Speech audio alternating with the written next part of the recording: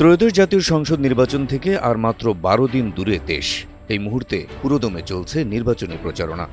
নিজেদের আসনগুলোতে দিনরাত চষে বেড়াচ্ছেন প্রার্থীরা। সূর্যোদয় থেকে গভীর রাত পর্যন্ত প্রার্থী আর ভোটারদের মধ্যে চলছে প্রত্যাশা আর প্রতিশ্রুতির আদান প্রদান। ঠিক এমনই এক পরিস্থিতিতে ৩০ জানুয়ারি শুক্রবার মিডিয়ায় প্রকাশ পেয়েছে একটি জরিপের প্রতিবেদন।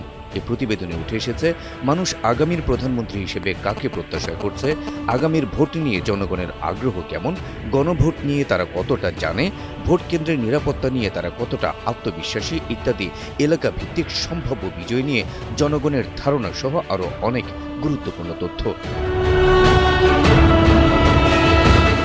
বেসরকারি পরামর্শক প্রতিষ্ঠান ইনোভেশন কনসাল্টিংয়ের করা এই জরিপে দেখা যাচ্ছে আগামী জাতীয় সংসদ নির্বাচনের পর যে সরকার গঠিত হবে এর প্রধানমন্ত্রী হিসেবে বিএনপির চেয়ারম্যান তারেক রহমানের দায়িত্ব নেওয়ার সম্ভাবনা দেখছেন ৪৭.৬% মানুষ।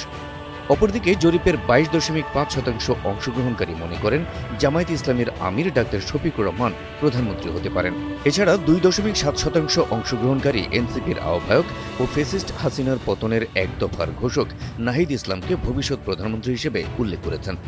তবে ২২.২% উত্তরদাতা জানিয়েছেন তারা জানেন না ভবিষ্যৎ প্রধানমন্ত্রী কে হবেন। রাজধানীর কারওয়ান বাজারে এক সংবাদ সম্মেলনে People's Election Pulse Survey PEPS round 3 শীর্ষক অনুষ্ঠানে জরিপের এসব ফলাফল তুলে ধরা হয়।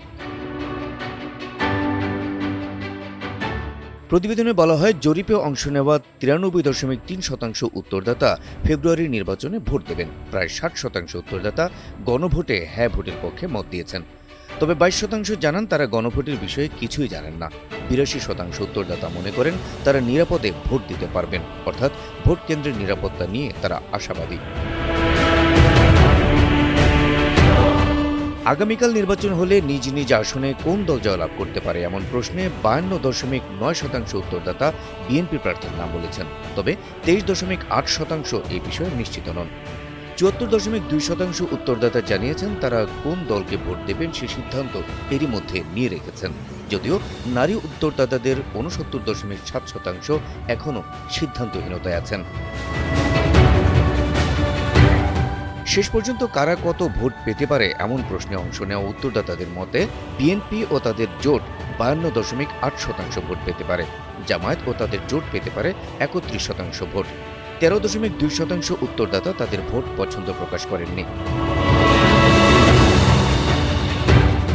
জরিপের ফলাফল জানাতে আয়োজিত সংবাদ সম্মেলনে বলা হয় ভোট ব্যাংকে অস্থিরতা থাকায় এবং প্রচারণা কৌশলের ধরন অনুযায়ী বিএনপি ও জামায়াত জোটের মধ্যে ব্যবধান কমে আসতে পারে, যা শেষ পর্যন্ত আসন বণ্টনে প্রভাব ফেলতে পারে। তবে শেষ পর্যন্ত এই জরিপের কতটুকু বাস্তবে প্রতিফলন ঘটে তা জানতে অপেক্ষা করতে হবে ভোটের দিন পর্যন্ত। Habib Rasel, NTV online.